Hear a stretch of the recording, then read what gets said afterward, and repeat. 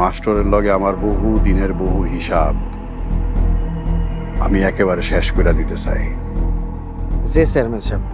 আর যদি তা না হয় আমি কইলাম নিজেই মাঠে নামো, সমস্ত কিচ্ছা কাহিনী খুঁজা বাইর করো, কেউ এক চুলো সার পাবি না। আইজ রাইতে হয় আমি মরবো নাই মাস্টার মরবো। জান কথা দিলাম কাল মাস্টারের লাশ আপনার চোখের সামনে আইব। এই তো বাঘের বাচ্চার মতন কথা। যা মাস্টার রে খাইয়া দিয়া।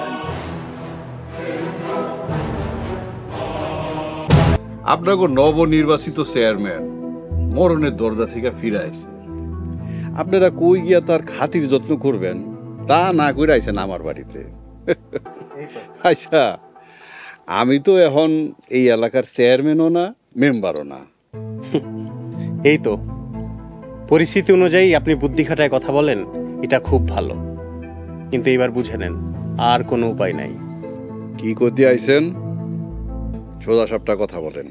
সোজা কথা হলো সাবেক চেয়ারম্যান আক্কাস মিয়া তার ভাগিনা খয়ের, সে এখন নিখোঁজ।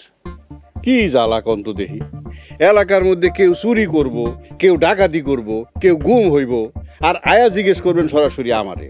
পাইছেন কি আপনারা? তা ঠিক, আপনাকে জিজ্ঞাসা করা আমার উচিত না, কিন্তু তার বিরুদ্ধে থানায় যদি লিখিত অভিযোগ হয় তাহলে কিন্তু আমার জিজ্ঞাসা করা দায়িত্ব। কি বলেন? আক্কাস মিয়া আমার নামে অভিযোগ করছে আমিই তার ভাগনারে খুন করছি? খুন করেছেন কি না সে এখনও তা জানেন না।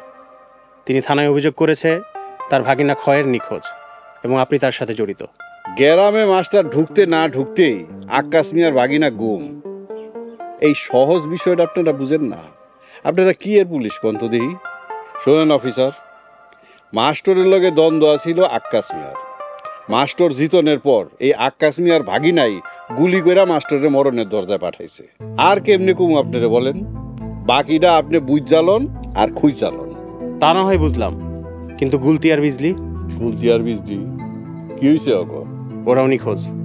বাবা মাস্টর গ্রামে ঢুকতে না ঢুকতেই 3 জন মানুষ গুম করে ফেলাইলো। কি বলেন? কি হলো সেটাই খুঁজে বের করতে হবে। খুঁজতে গিয়ে আবার কোন সাপ বের হয়ে যায় কে জানে। আসি।